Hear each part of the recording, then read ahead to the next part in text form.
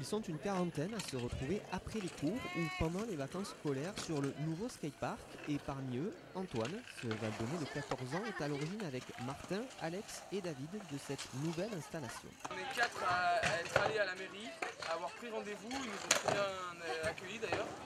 Et en fait, j'ai préparé un dossier dans lequel j'expliquais pourquoi et qu'est-ce qu'il fallait faire pour rénover le skatepark, changer à peu près tout ce qui allait pas. Donc je leur ai fait un dossier assez complet.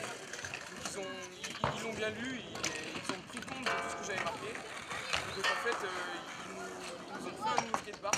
Antoine a donc apporté aux élus et services concernés une maquette, un plan détaillé du site et même des devis.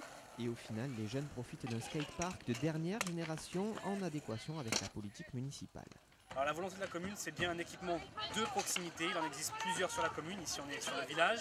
Il faut savoir que le skatepark de Sophia Antipolis, de ce qui est Gare-de-Gère au Sartou, a lui aussi été rénové, puisqu'il était aussi dans un contexte un petit peu délabré, un petit peu à l'abandon, puisque en même temps, justement, il n'était plus trop exploité.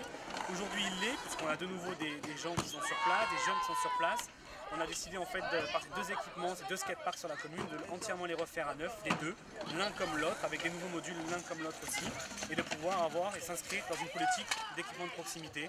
S'ajoute à ça des terrains, un petit peu des terrains de proximité, terrains de foot, mini-terrains de foot, voilà, c'est ce genre de choses qu'on crée sur les quartiers, à la fois les quartiers un peu anciens comme le village, et à la fois les quartiers un peu nouveaux comme Gare-de-Gère au Sartou qui ont une vingtaine d'années.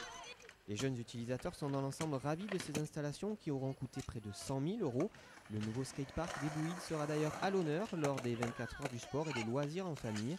Les 21 et 22 mai prochains, DJ, danseurs et champions de la discipline seront en démonstration pour le bonheur d'Antoine et ses amis.